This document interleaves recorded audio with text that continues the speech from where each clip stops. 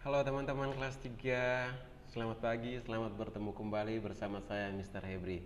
Mister sangat senang sekali bisa berjumpa dengan teman-teman dalam pelajaran hari ini. Pertemuan kedua. Mister berharap kalian semua sehat-sehat ya. Meskipun kita hanya melalui media virtual, tapi kita selalu punya kesempatan untuk berbagi cerita dan belajar bersama. Nah teman-teman, materi kita hari ini tentang aku bisa membedakan yang baik dan yang buruk. Kira-kira tentang apa ya membedakan yang baik dan yang buruk? Yaitu artinya bahwa kita punya kekuatan, kemampuan untuk bisa membedakan yang baik dan yang buruk. Contohnya seperti apa? Contohnya ya, ini sedang ujian. Tiba-tiba ada teman kita yang mengatakan, kamu bisa kerja tugas nggak? Bisa selesaikan soalnya itu? Aduh nggak bisa. Ya udah, nyontek aja. Tapi hati kecil kamu mengatakan, jangan, menyontek itu berdosa, itu melanggar ketentuan sekolah dan tidak disenangi Tuhan. Nah, di situ kalian punya kemampuan untuk membedakan yang baik dan yang buruk. Itu contoh sederhananya. Yuk, kita maju ke slide berikutnya. Kira-kira apa saja yang mau diceritakan, dibahas dalam pokok pembicaraan kita hari ini? Ini dia. Nah, teman-teman, hari ini kita akan membahas 4 menu. Bukan 4 sehat 5 sempurna, tapi 4 menu pembelajaran kita hari ini. Mister akan jelaskan secara singkat, mendetail, sehingga kalian bisa menangkap pokok apa yang mau digarisbawahi materi hari ini. Yang pertama, apa itu perbuatan baik dan apa itu perbuatan buruk? Itu yang pertama. Dan yang kedua, contoh perbuatan baik dan contoh perbuatan yang buruk. Yang ketiga, untuk menguatkan, menelusuri lebih jauh tentang perbuatan baik dan buruk, kita akan baca cerita Elizabeth, kisah Elizabeth yang ada dalam buku. Kita akan menyelami isi ceritanya dan makna apa yang perlu kita cari dari cerita itu. Itu ada pada poin keempat. Pesan apa yang ingin disampaikan dari cerita tersebut? Oke teman-teman, let's go. Oke teman-teman, perbuatan baik itu seperti apa saja? Ini Mister ada tulis tahunnya ya. Ini tidak mempengaruhi isi materi, hanya kebetulan Mister lupa menghapus. Biar kelihatan keren aja ya. Semakin bertambah umur, semakin bertambah tahun, semakin bijaksana kita. Oke. Yang pertama, perbuatan baik itu misalnya apa? Jujur, mengatakan apa adanya, tidak mencuri. Ketika teman mengajak mencuri, teman jangan mencuri. Mencuri itu melanggar perintah Allah di dalam 10 perintah Allah. Menghormati orang tua, tekun belajar, rajin ke gereja, membantu orang tua.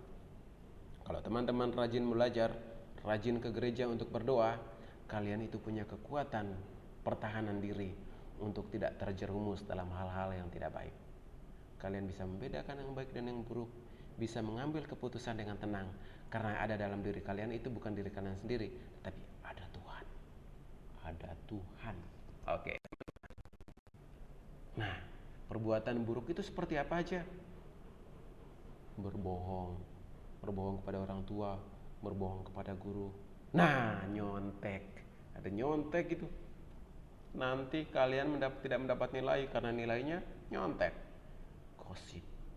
Teman-teman, kamu tahu nggak? Gak boleh gosip, anak Tuhan gak boleh gosip. Yang kedua, yang ketiga, keempat, rasis. Rasis itu seperti apa sih? Rasis itu bergaul membeda-bedakan suku. Jangan bergaul dengan dia, hitam, keriting, itu nggak bagus. Kita diciptakan Tuhan itu unik. Keunikan itu mesti kita terima, mesti kita hargai. Tidak perlu membeda-bedakan. Kita semua adalah makhluk ciptaan Tuhan ya. Semuanya unik, semuanya sama. Setuju teman-teman? Oke?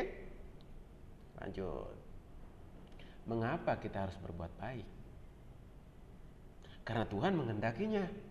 Sejak awal Tuhan memerintahkan kita untuk hidup dalam kebaikan, hidup dalam cinta. Lakukanlah yang baik sesuai dengan perintah Tuhan. Tuhan menghendaki itu. Tuhan tidak menghendaki kita mencuri, berbohong. No. Tuhan menghendaki kita untuk berbuat baik. Kasihilah sesamamu. Jika temanmu berkekurangan, bantulah dia. Kita hidup bersama orang lain. Jadi kalau kita sudah hidup bersama, kita harus tunjukkan kepada orang lain tentang kebaikan kita. Kalau kita baik dengan orang, ya orang baik sama kita.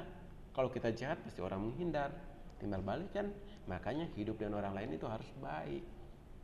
Yang kedua, ketika kita hidup baik, kita akan dicintai semua orang. Ketika kita dicintai oleh semua orang, kita akan menjadi bahagia. Kemana-mana kita happy.